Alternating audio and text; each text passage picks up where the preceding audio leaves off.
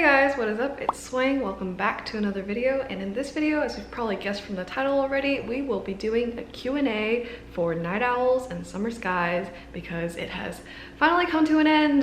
Woo! I am the producer of Night Owls and Summer Skies, and so in this video I'm going to sit down and answer some of the questions that you guys have left on my Instagram and TikTok. So if you're new to my channel, hi, I'm Swang. I'm an in-house webtoon producer, and on this channel I talk about webtoon tips and tricks. I also give insight on what my day-to-day life is like. I do a lot of vlogs, and I also do videos like this where I talk about my series. So if you're interested in following along with my journey and keeping tabs with what webtoons I will be coming up with next as well, feel free to hit the subscribe button. Now, before I start answering the questions, I just wanted to clear up some misconceptions. First things first, I am the producer of the series. I am the person who basically found everyone, put everything together. I basically assigned projects, gave notes. I am basically the person that oversees everything, but I am not the person that did the creative work. The story is actually a Wattpad novel by Rebecca Sullivan. I also did not do the art. I did not draw everything by hand. The art itself is done by the talented Tikklil, aka Sam. I will leave their socials right here. And we also have a very talented team to help us bring the story to life on a weekly episode basis. So we've got associate producer and scriptwriter Erica. Erica is the person who adapted Rebecca's beautiful novel into scripts that are suitable for webtoon format, and also helped me associate produce the project. Christy, who is the thumbnail artist, aka the person who storyboards so that Tikklil can come in and basically draw on top of that. And then we also have Fish, who is the assistant artist who helps Tikklil with all the things like backgrounds and coloring. And we also have Ariana, who is the letterer, who goes in and adds all the amazing dialogue. Definitely, it is not a one-man show, so I can give very general, kind of wide scope answers about any questions that you may have. I can also give my own personal experience on how producing it was like, but no, I cannot answer any questions like what happens next in the story. Obviously, I didn't do any of those. So I'm going to start with the first question, which is just a very general question. How do I feel about the series coming to an end? Well, I definitely feel very bittersweet, and I think that's how I feel with all of the series that I work on and then finish, because if you guys didn't know, working on a webtoon is actually a very long-term process. If you guys get like a 50, 60, 70 episode series, that means we've been working on it for 1 or 2 or 3 years. So that's a lot of time, and that's a lot of time getting to know somebody, getting to know the people on the team, getting to know the characters in the story, getting to know the story in a really close and intimate level. And so whenever the story does end, it really feels like an end of an era. Yeah, I definitely feel very good, yet very sad. So the next question would be, if you could be a character from Night Owls, who would you be and why? Okay, well, I think everybody feels some sort of very strong connection towards the main character, Emma. I think Rebecca and also Erica did a really amazing job at just making Emma so relatable. I definitely relate to Emma a lot, just from her struggles with depression, anxiety, and also just all of those kinds of teenage angst feelings. But I do get a lot of comments that I look more like Vivian, obviously because of the long hair and stuff, and I have more of a Vivian vibe to myself. Maybe I could be a little bit of both. So the next question is, what are my favorite chapters? Okay, I definitely have 2 that stand out a lot. The first one is episode 14, which is where Emma has her daydream, basically. Vivian's carrying her, and then she's wearing a dress, and Vivian is wearing a suit, and it's just so cute. Oh my god. And I still have it to this day as my phone screen lock screen. I don't know, it's been 1 or 2 years at this point, but yeah, there it is. So that's my favorite panel of all time. It just hits the feels every time, you know? I just open my phone screen and I just feel so happy looking at it. So thank you for your service, Sam. Thank you so much. I have another one that's actually also my favorite, which is episode 27, where Emma just knocks Lauren, just straight up just gives her that good old-fashioned punch. Oh my god, that is so satisfying, and that was just the best, I don't know, the best feeling ever. So my next question is, what is your favorite non-main character? God, this is so hard. I think I'll have to choose Gwen, just because she was in on the ship and she was really helping to steer the ship, so I appreciate her for that. I also think she's very, very cute. The funniest character in your opinion, or the one you'd most likely to want to hang out with? I mean, obviously Walter. I mean, he'd be down to do anything, you know, like even if it's stupid, like he'd be down and he'd make it really, really fun. Least favorite character. I mean, obviously Emma's mom, like we don't even need to talk about that. Emma's mom.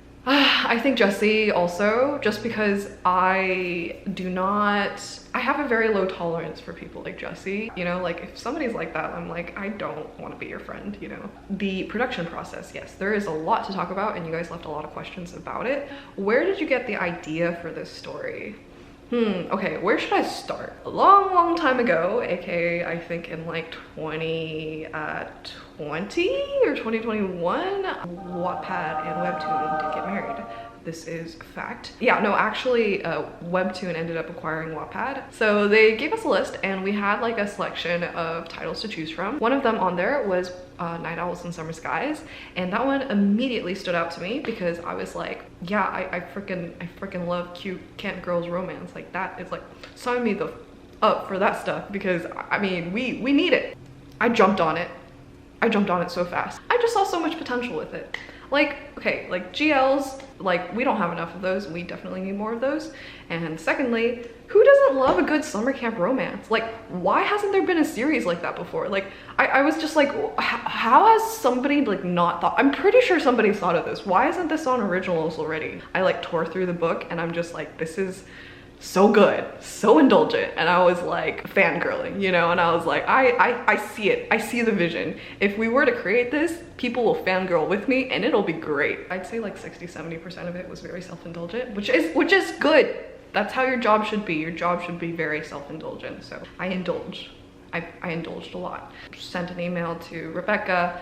Rebecca's, you know, in the Wattpad team, and was like, hey, we want to adapt Night Owls and Summer Skies. And Rebecca's like, yay, and I was like, yay. And so I just got started on the things that I should be doing as a producer. How did you find the collaborators and how did you plan the comic? Okay, so this goes into what I need to do on a day-to-day basis as a producer. We find the artist first, the main artist, because once we find the main artist, we kind of have like an idea of what the story is going to look like. Actually, this is a secret, but I mean, she already knows. I was a big fan of Tikklil's work before I even had a job at WEBTOON, because she draws really amazing BTS fan art, and I love BTS. She was so happy to be on this project, and I'm just so happy everything worked out. And definitely was fangirling a little bit when I sent the email, and I was very nervous, and she said yes, and I was very, very happy. And Erica was actually a writer that I've worked with a lot on previous projects. So I was also the producer for American Road Trip,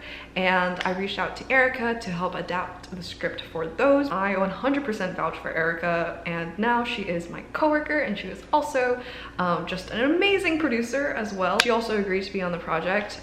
She was also like, I mean, cute, you know, gay girls in summer camp, sign me the F up. And I was like, you know it. And she was like, I know it. And Sam was like, we know it. So we were all very much on board for this concept. Then we also have Ariana, who I found on Twitter, and Ariana's lettering is just absolutely amazing. So glad to have her. Christy and Fish, I've also worked with on previous projects. Fish actually helped me on my series that I wrote and produced called Spells from Hell as a colorist. And Christy actually helps me on Big Ethel Energy, which is a series that I produce that is a collaboration with Archie Comics. So we had a very locked-in team who was very, very familiar with the WEBTOON format, and yeah, that's also why production was just so easy. It was just such a breeze. So the next question is, how long did it take for you to develop this? Well, I think people underestimate how long pre-production takes. Yeah, we were working on it since 2021. So that's kind of, and it's only a 50 episode series. So that kind of goes to show how long it takes for a WEBTOON series to be developed. Anything in the WEBTOON you wish to change? No, I don't think so. Like, it's perfect how it is.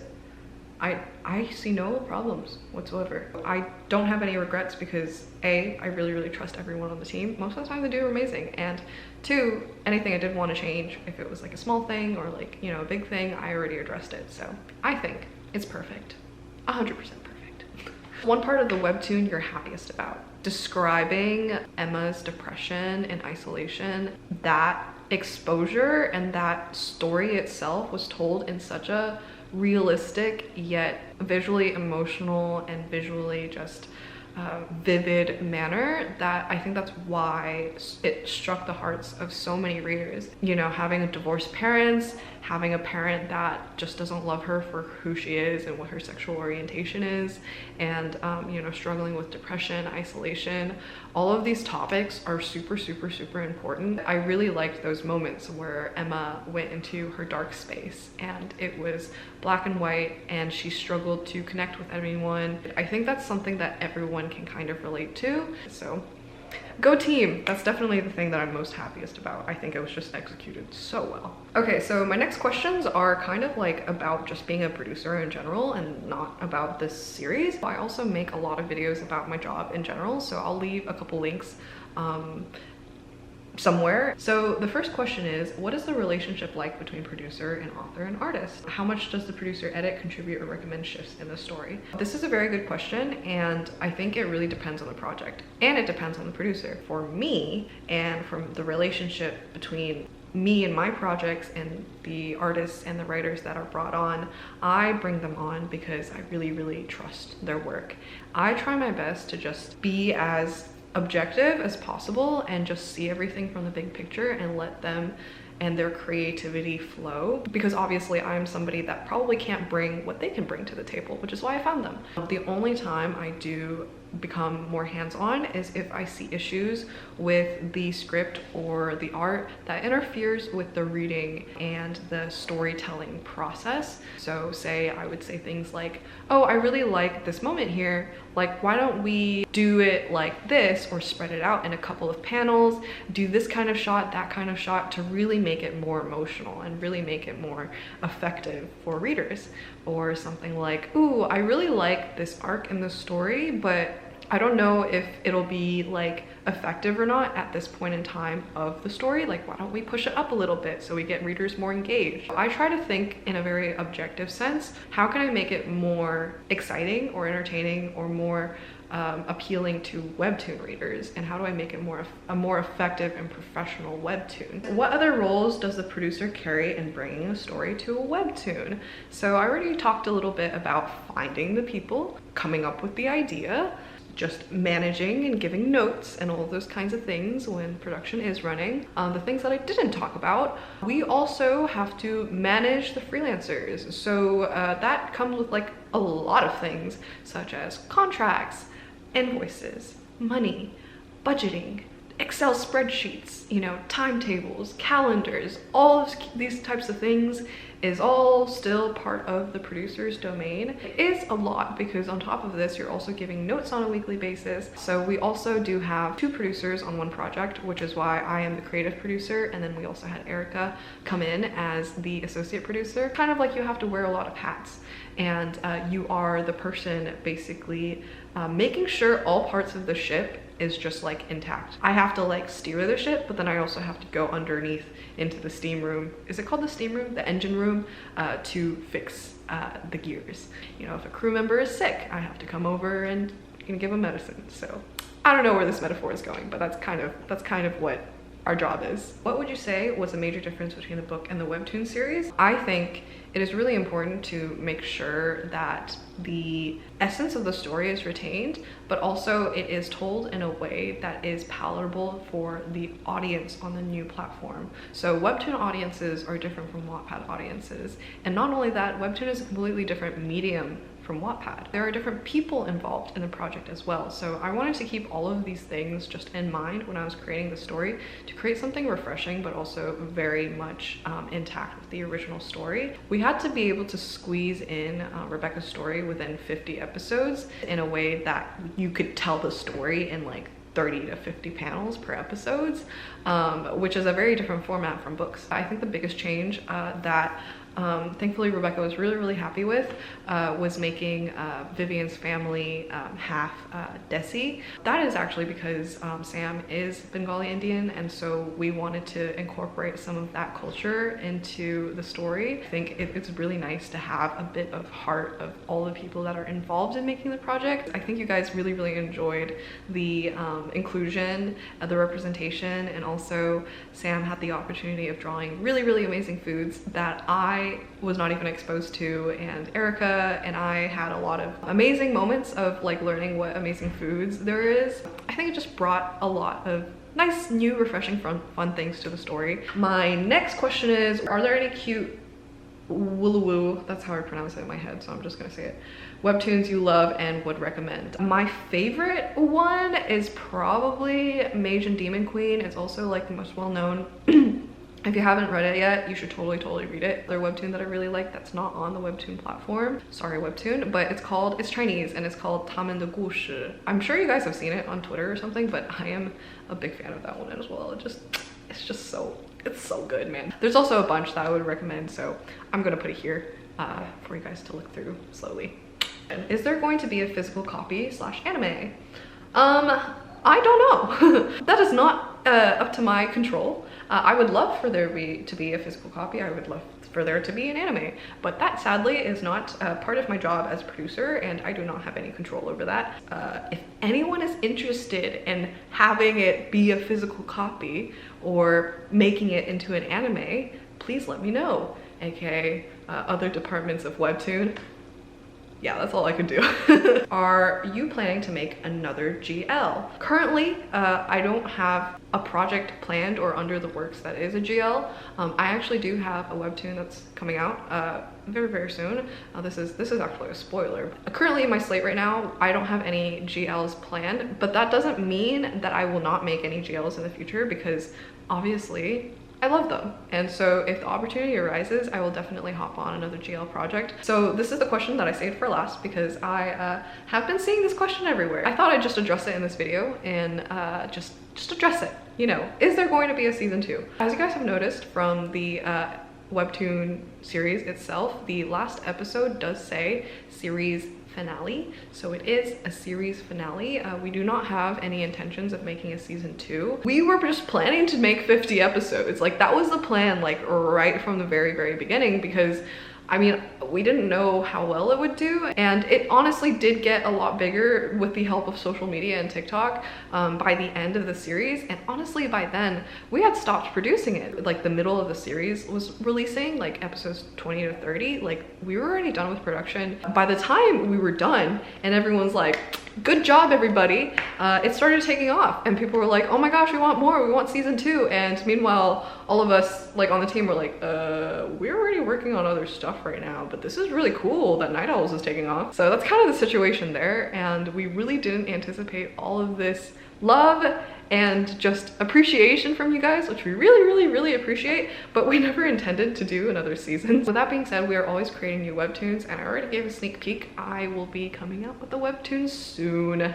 I will give more details later. Just be patient. We are cooking up stuff all the time. That's our job. We make webtoons. There's so many talented creators on the platform that also make webtoons, so there's definitely more stuff for everyone, so do not fear. So this is the final and last question that I wanted to touch up on really quickly. Are there any plans to invite the author and the artist on your channel to talk about the collaboration process? What I will be doing is I will be getting the internal team that developed this webtoon with me, Maria, whom you guys know have appeared in videos before, and also Erica, who has also appeared in videos before, and they can speak about how the production process went when it came to creating the ideas, concept art, story ideas, all those kinds of things, because I did receive a couple of questions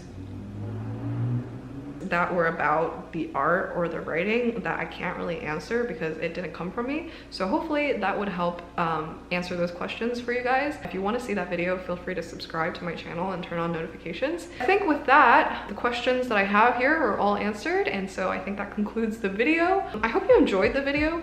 I hope this was interesting to you guys, and again, thank you so much for liking and appreciating the series. It really brings so much joy to me when I read the the comments every single week, see those amazing TikTok fan edits, and just like see all of the enthusiasm on all of the social media platforms. It really makes my job feel very worthwhile and just feel like it made like a really big impact on those who are reading it. So I really appreciate every one of you guys for liking the story, and I hope all of the stories and the webtoons that we make in the future would also have you guys' support. So thank you so much for tagging along on this journey of Night Owls and Summer Skies. If you haven't subscribed, please do press the subscribe button. So yeah, I hope you guys have an amazing day, and I will see you guys in the next video. Bye!